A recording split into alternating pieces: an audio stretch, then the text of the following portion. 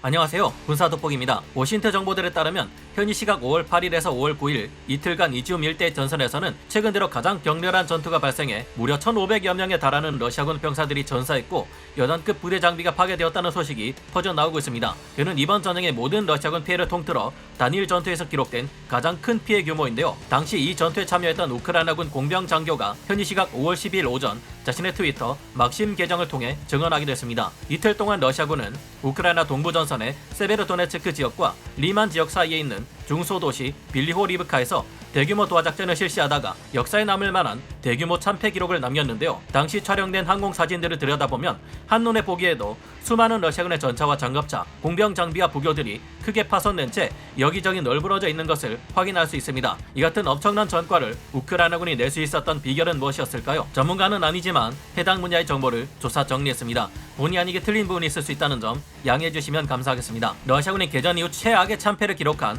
이 빌리호리브카는 시베르스키 도네츠강 유역 중에서 강폭이 매우 좁은 곳으로 도하작전을 실시하기 용이한 곳이었습니다. 5월 8일 이전까지 러시아군은 세베르도네츠크를 공격했지만 잘 구축되어 있는 요새와 방어 진지를 중심으로 우크라이나군은 이곳에서 러시아군의 공세를 잘 막아내고 있었는데요. 그러자 러시아군은 세베르도네츠크를 배후에서 공격하기 위해 빌리호리브카의 부교를 설치, 제41 연합군에서 차출된 여러 대대 전술단 병력을 보내 대규모로 강을 건너려 한 것으로 파악됩니다. 자신을 UA 군사공학 장교이자 EOD 장교라고 소개한 막심 트위터 계정에서 그는 당시 거리 측정기를 사용한 결과 강의 폭이 80m 정도였고 이에 따라 러시아군은 각각 10m 길이의 폰툰 부교를 8개 설치할 경우 반대편으로 이동할 수 있었다고 밝히고 있는데요. 이러한 다리를 설치하려면 동력 보트가 필요했고 이 같은 작업은 최소 2시간 이상 소요될 것으로 분석했습니다. 예상대로 러시아군은 부교를 8개 중 7개까지 길게 설치하는 데 성공했고 일부 군대와 차량을 강 위로 이동시키는 데 성공했다고 하는데요. 그때 우크라이나군의 거센 기습 공격이 가해집니다. 우크라이나군은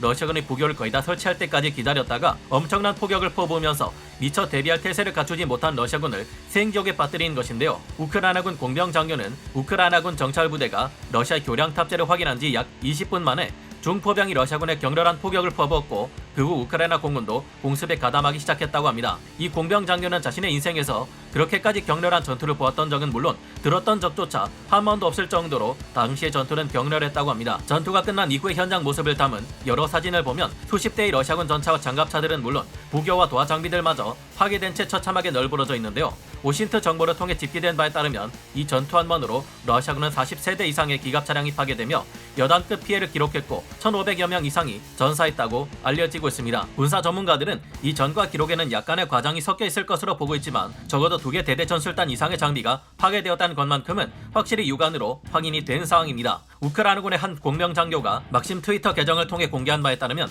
이 같은 전과는 우크라이나군의 철저한 정찰과 대비하에 이루어질 수 있었다고 하는데요. 우크라이나의 이 공병 장교는 러시아군이 어디서 도하작전을 실시할 것으로 예상되는지 파악하라는 지시를 받았다고 합니다. 우크라이나 공병부대는 5월 6일을 시작으로 시베르스키 도네츠강 주변을 정찰하기 시작했고 현지 시각 5월 7일 빌리호리브카에 주둔하고 있던 우크라이나군 부대들이 러시아군이 출현했다는 보고를 올렸다고 합니다. 우크라이나군이 예상했던 것처럼 러시아군은 폰툰 부교 장비를 이용해 도하작전을 실시하려고 했다는데요. 우크라이나군은 러시아군이 어디서 시베르스키 도네츠 강을 건널 것인지 그리고 이 강을 건너는 데 시간이 얼마나 걸릴 것인지를 거의 정확하게 예측할 수 있었고 이것이 이번 러시아군의 도하를 저지하는 작전에 있어 결정적인 영향을 미쳤다고 하는데요. 러시아군은 도하작전을 수행하지 않을 것처럼 우크라이나군을 기만하려 했지만 우크라이나군은 러시아군의 의도를 정확하게 파악하고 있었다고 합니다. 5월 8일이 되자 러시아군의 여러 대대 전술단 병력들은 8개의 폰툰 부교 중 7개를 이어 설치한 상태에서 서둘러 도하작전을 시작하려 했고 선봉에 나선 부대들이 빌리호리브카에 진입하기 시작하자 우크라이나군 수비대 병력들은 잠시 동안 이에 압도당했다고 합니다. 그러나 러시아군의 많은 병력이 다리를 건너왔을 때쯤 드론을 통해 정확한 포격 위치를 파악한 우크라이나군은 정찰부대와 포병의 포격, 항공폭격까지 다양한 맹공격을 가해 다리를 건너 침공해오는 러시아군에게 본때를 보여주기 시작했다고 하는데요. 양측 부대들 간에 격렬한 전투가 진행되는 도중 5월 9일 아침이 되자 러시아군의 부교들이 파괴되기 시작하면서 상황은 우크라이나군 수비 부대들에게 크게 유리해지기 시작했다고 합니다. 빌리호리브카로 이미 발을 내디딘 대다수의 러시아군 병력들은 정면에서는 자신들을 포위한 우크라이나군의 맹공에 큰 피해를 입고 있지만 그렇다고 다리가 끊긴 상황에서 되돌아갈 수도 없는 상황에 놓였다고 하는데요. 이미 강을 건넌 러시아군 병력들은 자신들을 포위한 우크라이나군을 돌파하기 위해 안간힘을 썼지만 결국 성공하지 못했고 5월 9일이 되자 이 전투는 우크라이나군의 압도적인 승리로 끝이 났다고 합니다. 이후 이 지역을 탈출하지 못하고 남아있던 러시아군은 약 30대에서 50대의 차량과 보병들로 이뤄져 있었다고 하는데요. 우크라이나의 강변에 갇혀 돌아갈 길이 없어지자 부서진 다리를 이용해서라도 도망치려고 했다고 합니다. 그들은 새로운 부교를 설치하려 노력했지만 이는 우크라이나 공군의 폭격에 의해 또다시 파괴되고 말았다고 합니다. 5월 10일 러시아군이 설치한 부교는 완전히 무너져 내렸다고 하는데요. 러시아군의 당시 전략적 목표는 시베르스키 도네츠 강을 건너 리시칸스크를 포위하는 것이었지만 그들은 비참하게 실패하고 말았다고 우크라이나군의 공병 장교는 전했습니다. 이번 전투에서 파괴된 러시아 기갑 장비들의 상태를 볼 때 이들은 우크라이나군의 전차나 장갑차의 공격을 받은 것이 아니라 일시에 쏟아지는 포병의 포격 세례를 받은 것으로 추정되는데요. 네이비실 출신 작가인 척 파르가 SNS에 올린 분석에 의하면 미리 러시아군의 도하 작전을 벌일 좌표를 파악하고 있던 감 좋은 우크라이나군 포병대가 러시아군의 주력 전차 6대, IFV 21대, 보병 500명 이상을 처치했다고 설명하고 있습니다. 그의 분석은 언론에 알려지고 있는 것보다는 좀 더 규모가 작은데요. 우크라이나군 포병대는 도하 작전을 실시하는 러시아군의 피해를 최대화하기 위해 러시아군이 강 건너편에 다다르기 전 포격을 시작했고 두 번째 포격은 도강을 준비하고 있던 러시아군을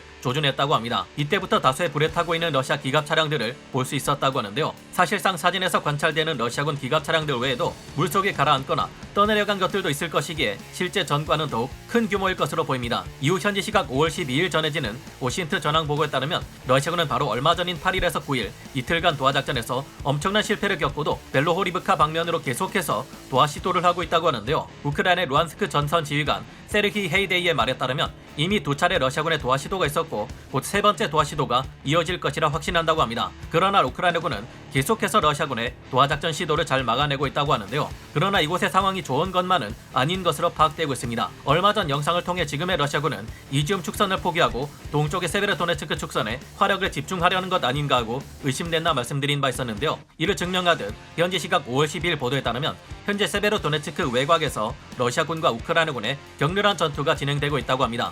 만약 이 지역의 우크라이나 수비 부대가 패배하고 세베르도네츠크가 러시아군에게 함락될 경우 우크라이나군은 사실상 루안스크 주에 대한 영향력을 완전히 상실하게 될 것이 우려되는 상황인데요. 우크라이나군의 루안스크 전선 지휘관 헤이데이가 밝힌 바에 따르면 현재 러시아군은 우크라이나군의 방어선은 물론 마을까지 싹 다 갈아엎어버리면서 완전히 밀어낸 다음 전진에 점령하는 일을 반복하고 있다고 합니다. 현재 세베르도네츠크 일대의 상황은 그야말로 최악이라고 하는데요. 우크라이나군은 5월 이후부터 계속해서 시베르스키 도네츠 강을 건너 천천히 후퇴해 오고 있는데 이 지역에서 우크라이나군의 반격군이 빨리 준비되지 않는다면 우크라이나군이 이곳을 후퇴하게 되면서 러시아군에게 함락될 가능성이 높은 것으로 점쳐지고 있습니다. 세베로도네츠크가 러시아군에게 함락된다면 루안스크 지역에서 남는 중요 도시는 시베르스키 도네츠 강 서안의 리시칸스크밖에 남지 않게 되는데요. 현재 우크라이나군은 주로 동부 돈바스 전선의 북쪽인 하르키우 지역에서 눈에 띄는 화려한 전과를 보여주고 있지만 동부 루안스크 쪽에도 반격을 위한 강력한 예비부대 투입이 시급한 것으로 보입니다. 부디 늦지 않게 반격을 위한 전차 부대와 기계화 부대들이 준비되어 세베로도네츠크를 우크라이나군이 잃지 않기를 바라봅니다. 오늘 군사 돋보기 여기서 마치고요. 다음 시간에 다시 돌아오겠습니다. 감사합니다. 영상을 재밌게 보셨다면 구독, 좋아요,